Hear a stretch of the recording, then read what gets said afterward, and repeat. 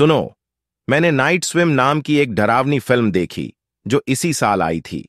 यह अलौकिक चीजों के बारे में है और यह एक डरावनी फिल्म है। कुछ लोगों ने इसे पसंद किया और IMDb पर इसे 10 में से 4.9 स्टार दिए, लेकिन रॉटेन टोमाटोज पर केवल 22% दर्शकों ने इसे पसंद किया। आज के वीडियो में हम फिल्म के डरावने जीव के बारे में बात करेंगे। आइए शुरू करें। एक बार 1992 में रेबेका नाम की एक लड़की एक पूल वाले घर में रहती थी। एक दिन उसने अपने भाई की खिलौना नाव को तालाब में गिरते देखा। रेबेका का भाई बहुत बीमार था, इसलिए उसने नाव को पानी से बाहर निकालने की कोशिश की, लेकिन कुछ अजीब हुआ। ऐसा लगा जैसे कोई उसे पूल में खींच रहा हो। पानी के अंदर रेबेका अपनी मां को पूल के किनारे देख सकती थी, लेकिन जब वह ऊपर आई तो उसकी मां वहां नहीं थी। अचानक रेबेका डूबने लगी और पूल की लाइटें टिमटिमाने लगीं। दुख की बात है कि रेबेका की पूल में मौत हो गई और उसका शरीर बिना किसी निशान के गायब हो गया।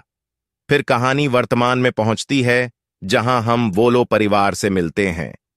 पिता रे एक प्रसिद्ध बेसबॉल खिलाड़ी हुआ करते थे, लेकिन अब उन्हें मल्टीपल स्क्लेरोसिस नामक बीमारी है जो उनकी नसों को प्रभावित करती है। वह अपनी पत्नी ईव और अपने 2 बच्चों इजी और इलियट के साथ रहता है, और कभी-कभी इस बीमारी के कारण व्यक्ति को चलने या बात करने में भी परेशानी हो सकती है। फिल्म में रे चलने में मदद करने के लिए बेंत का उपयोग करता है। बीमारी के कारण रे को बेसबॉल खेलना बंद करना पड़ा। रे के डॉक्टर ने कहा कि तैराकी उनके लिए अच्छी रहेगी, इसलिए उनका परिवार एक पूल वाला घर ढूंढना चाहता था। उन्हें एक पूल वाला घर मिला जो उन्हें पसंद आया और उन्होंने इसे खरीदने का फैसला किया। रे ने पूल साफ करना शुरू किया, लेकिन उसके हाथ में काट लिया गया, जिससे वह घायल हो गया। परिवार ने पूल को ठीक करने के लिए पेशेवरों को नियुक्त करने का निर्णय लिया। जब पेशेवर आए तो वे आश्चर्यचकित रह गए, क्योंकि पूल विशेष था। इसमें प्राकृतिक साफ पानी था जो भूमिगत झरने से आता था। इसे साफ रखने के लिए बहुत अधिक रखरखाव या धन की आवश्यकता नहीं थी। यह सुनकर वॉलर परिवार बहुत खुश हुआ। पूल को ठीक करने के बाद लोग इसमें खूब तैरने लगे। एक रात जब ईव तैर रही थी, उसने रे को पूल के किनारे पानी के नीचे देखा, लेकिन जब वह ऊपर आई तो रे वहां नहीं था, जिससे ईव को अजीब लगा। उसने इसे नजरअंदाज कर दिया और पूल से बाहर निकल गई।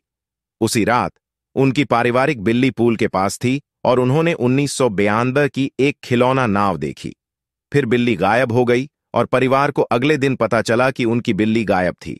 इससे एलियट बहुत परेशान हो गया, इसलिए जब वे पूल का उपयोग नहीं कर रहे थे तो उन्होंने उस पर एक ढक्कन लगा दिया। कुछ दिनों बाद ईव ने देखा कि रे पूल में बहुत समय बिता रहा था, सुबह और शाम को तैरता था और वहां आराम भी करता था। जब रे अपने अगले चेकअप के लिए गए तो डॉक्टर यह देखकर आश्चर्यचकित रह गए कि वह कितनी जल्दी ठीक हो रहे थे। रे सोचने लगा कि तैरने और पूल में पानी में रहने से उसे बेहतर होने में मदद मिल रही है। एक दिन एलियट पूल में अकेले तैरने गया और उसने एक छेद से आवाज सुनी। उसने आवाज से बात की और यह फिल्म की शुरुआत वाली लड़की रेबेका निकली। रेबेका ने कहा कि वह अपनी मां की तलाश कर रही थी। एलियट को एक छेद के पास कुछ डरावना दिखाई देता है और वह उसे अंदर खींचने की कोशिश करता है। वह भागने में सफल हो जाता है और अपनी मां को इसके बारे में बताता है। उसकी मां उस पर विश्वास करती है, लेकिन उसके पिता सोचते हैं कि उसने इसकी कल्पना की थी। अगले दिन परिवार एलियट के बेसबॉल अभ्यास के लिए जाता है। एलियट के पिता गेंद को हिट करने की कोशिश करते हैं, लेकिन 2 बार असफल हो जाते हैं। अपने तीसरे प्रयास में वह गेंद को इतनी जोर से मारता है और लाइटें भी टूट जाती हैं। यह सभी को आश्चर्यचकित करता है, क्योंकि इससे पता चलता है कि एलियट के पिता बेसबॉल में फिर से बेहतर हो रहे हैं। उस रात एलियट के माता-पिता बाहर जाते हैं और उसकी बहन इज अपने प्रेमी को आमंत्रित करती है। वे पूल में गेम खेल रहे हैं, तभी पूल में डरावनी चीज इज को भी पकड़ने की कोशिश करती है। वह पूल से बाहर निकलने में कामयाब हो जाती है और अब उसे भी पता चलता है कि कुछ अजीब हो रहा है। इस पूल में कुछ तो गड़बड़ जरूर है। खैर, उस वीकेंड वॉलो फैमिली आसपास के सभी लोगों को अपने घर पूल पार्टी के लिए इनवाइट करते हैं और इस पार्टी में कई लोग थे। लाइक इनकी रियल्टर आई थी, बेसबॉल कोच और उनका बेटा टाई आया था, रोनिन आया था, एंड और भी कई सारे नेबर्स आए थे। यहां बात बात में रियल्टर रिवील करती है कि इस घर में कई साल पहले फुलर फैमिली रहा करती थी और उस फैमिली की बेटी यहां डूबकर मारी गई थी। ये बात सुनते ईव पूछती है कि क्या उस डूबने वाली लड़की का नाम रेबेका था, और ये सुनते रियल्टर शॉक में थी कि ईव को यह नाम कैसे पता। दरअसल अगर आपको याद हो तो जब एलियट पे पूल में हमला हुआ था तो वो अपनी मां ईव को सब बताया था कि उसे पूल में कोई रेबेका नाम की लड़की बुला रही थी, तो यही बात ईव को याद थी। खैर, इस बात को सुन के ईव का शक और बढ़ जाता है और वहीं पैरेलल में रे कोच के बेटे टाई के साथ पूल में खेल रहा होता है। तभी अचानक से रे डूबने लग जाता है और टाई उसके कंधे पे था, यानी कि वो टाई को पकड़ के अननोइंगली उसे भी डुबाने लग गया था। ऐसे में कोच और बाकी लोग पूल में कूद के रे और टाई दोनों को बचाते हैं। टाई के माता पिता एकदम आग बबूला थे क्योंकि उन्हें लग रहा था कि रे ही टाई को डुबा रहा था, लेकिन ईव उन्हें समझाती है कि ये सब रे की बीमारी की वजह से हुआ होगा। इनफैक्ट रे खुद भी तो डूब ही रहा था ना। इस घटना से परेशान होकर ईव एकदम डिसाइड करती है कि वो यहां नहीं रहेगी और वह पूरे परिवार के साथ यहां से निकलने की सोचती है। लेकिन जैसे ही ये लोग गाड़ी गराज से निकालते हैं, रे एकदम से चौंक करने लगता है। रे, जिसकी गर्दन पर कुछ काली नसें थीं, ऐसा लग रहा था जैसे उसके शरीर में कोई बुरी चीज प्रवेश कर गई है और उसके परिवार को घर से निकलने से रोक रही है। अगर वह चला गया तो इस बुरी चीज से उसका दम घुटने लगेगा, इसलिए उसे अंदर ही रहना पड़ा। रेक ने अजीब बातें कहना शुरू कर दिया, जैसे बेहतर महसूस करने के लिए पूल में वापस जाना चाहता था। ऐसा लग रहा था जैसे उसे पूल की लत लग गई हो, लेकिन ड्रग्स की तरह सामान्य तरीके से नहीं। अगले दिन ईव को पता चला कि पहले भी उसी घर में अन्य लोग डूब चुके थे। उसने और अधिक जानने के लिए रेबेका के परिवार से बात करने का फैसला किया। ईव उनके बड़े आकर्षक घर में गई और रेबेका की अच्छी मां से मिली। उन्होंने बताया कि कैसे उनका बेटा सफल था और उसकी वजह से उनका परिवार भी समृद्ध और सफल था। और ये घर इतना आलीशान है, ईव डायरेक्टली मिसेस फुलर से उनकी बेटी रेबेका के बारे में पूछती है और रेबेका का नाम सुनते मिसेस फुलर के चेहरे का रंग उड़ जाता है।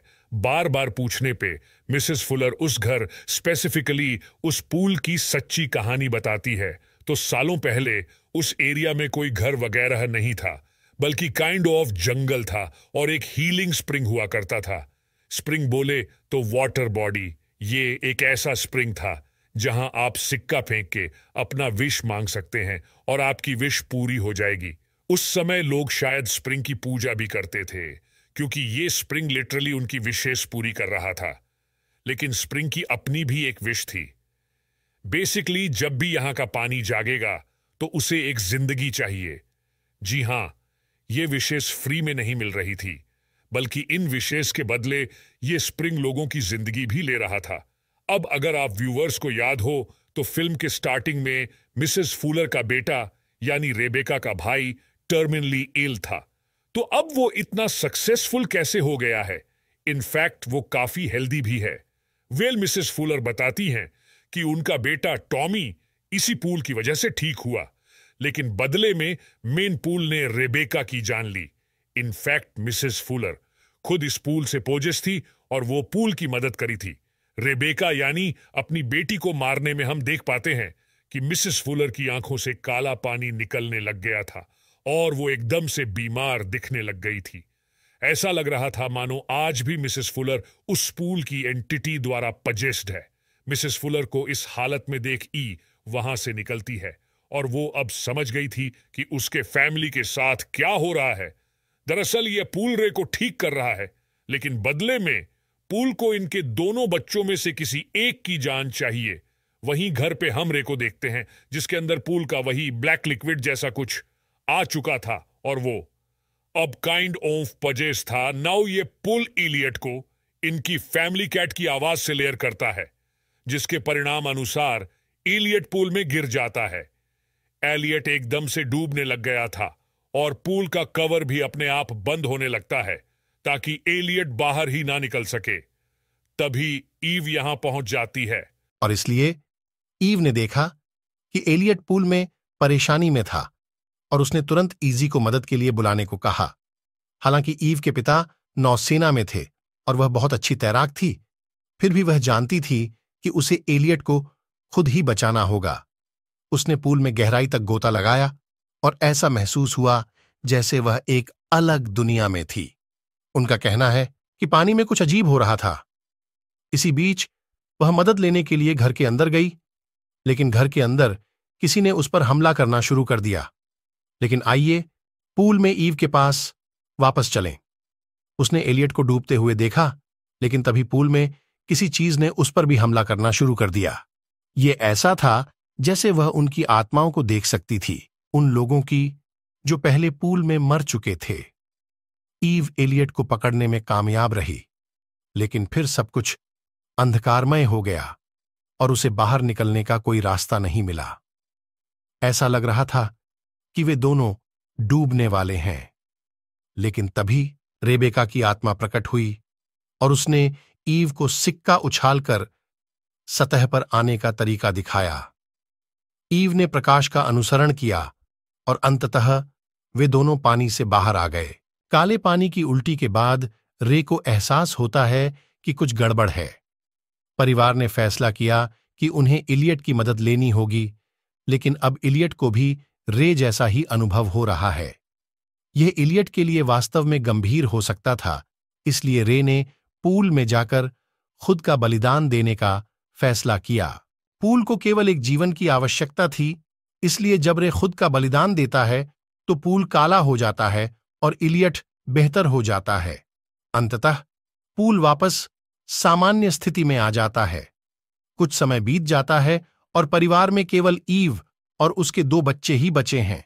ईव घर बेचना चाहता है, लेकिन इलियट का कहना है कि अगर वे चले गए तो पूल दूसरे परिवार को नुकसान पहुंचाएगा। इसलिए उन्होंने रुकने का फैसला किया और पूल को सीमेंट से ढक दिया। फिल्म यहीं खत्म होती है। पूल में एक बैक स्टोरी है जहां यह इच्छाएं पूरी करता था, लेकिन सक्रिय होने पर हमेशा जीवन की आवश्यकता होती थी।